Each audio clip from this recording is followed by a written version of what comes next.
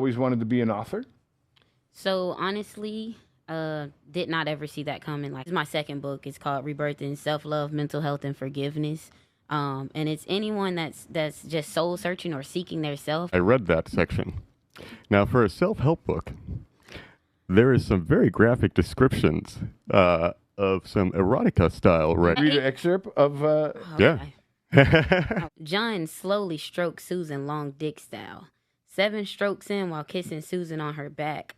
John asks Susan who pussy this is. Susan screams out, Tim. John penis instantly gets on soft. All along, she's the one with the problem. She was thinking it was Tim's dick. Yeah, in there. Very well written, mind you. Very well written. Okay. Susan comes home, which is the character in the mental health portion. Susan comes home to her husband, John, who she keeps accusing of cheating. I mean, she's sniffing the sheets, saying she's smelling perfume fragrance. It's nothing there. She's saying he has cum stains on his boxers. Is nothing there. But as they're having sex, she screams out another man's name. Uh-oh. Yeah, So therein lies the problem. Yeah, she screams out another man's name. And She so, was projecting the whole time.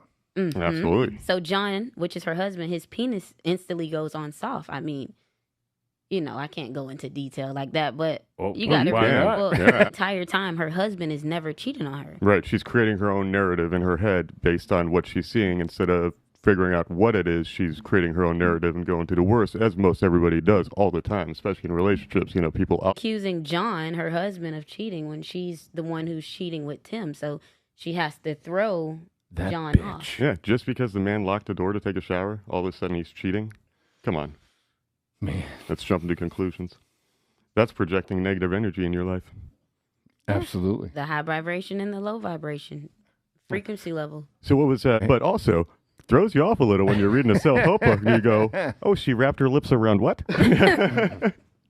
Where does that come into play? What brings that out? Is that just something that you want people to just, you know, explore their sexuality in general while they're reading this and just being open to themselves? Or is that something that you just kind of like writing about? Or That's just something I just ended up writing about. so there's some parts where you can, you know, you're writing in kind of stuff. So Yes. what is that just so kind of like exercises or anything that you're showing people? Or Exercises for the next person that is writing. Yeah.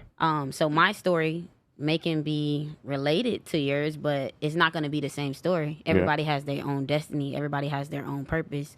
So it's just practicing, like, what is self-love? What is mental health? Have you ever been through mental health or need self-guidance? Like, sometimes you got to love yourself. Like, how I'm going to take your mug and take your drink and pour in there. That's not mine. I gotta pour into myself first. Right. I can't just take your stuff. Yeah. Do with my life. That's what's in this book. Right. Friends. But as I got older, I would always just journal like what's going on throughout my day. But I didn't know like my actual journal would turn into like my first book. So this named Teresa Rafford, who previously passed. And when I first met this lady, God is my witness, she was the one who told me, you're going to write books. And she was an older lady. And I told her, you're the most craziest person in the world. And she said, you're going to come back and thank me. And I mean, I read Bible scriptures with this lady, prayed with this lady, and like everything that I ever wanted, it manifests. Like that was my personal genie. Anything I wanted, it was like that. And just being able to get guidance from someone older, you know, a younger person, we may speak it, but how many of us are really living it? Yeah. You getting knowledge from an older person. How many young people really sit down and listen to what older people tell you and really seek the guidance and follow through? Yeah, very few young kids listen to older people. My kids don't listen to me ever. They got it figured out. Yeah, no, my daughter knows everything. She got it figured out. It's insane how much she knows. I wish I knew that much. Like, God. Yeah. She knows I can relate. anything you need to know. She knows it.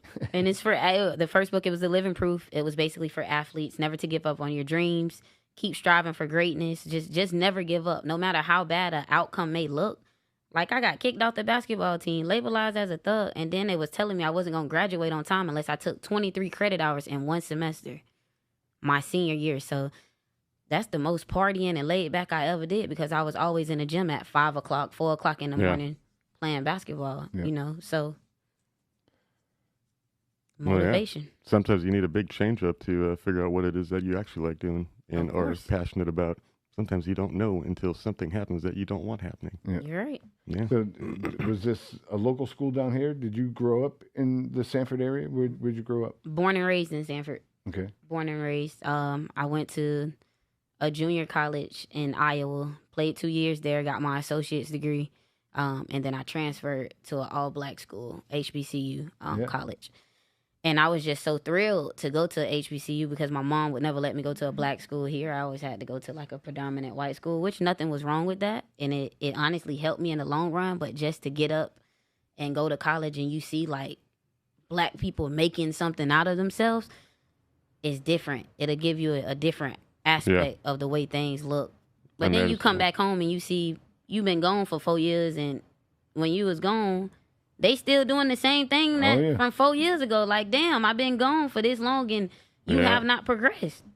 Yeah, it's wild. You have not progressed. So to me, it's like if I can publish 2 books in 7 months, and I'm going on my 3rd one, that's gonna be finished in May. Awesome. So I'm trying to knock as many books I can down before the year's up, like before my year mark. Like I published my book in August, and we're now in April. I just finished my 2nd one in March. Are you finding like a niche in the style of books you're trying to write? Because right now you said the first one's like an autobiography. This one's kind of a self-help. What's the 3rd one? Is it fall in line between there with one of those, something completely different? The 3rd one is going to be an urban book.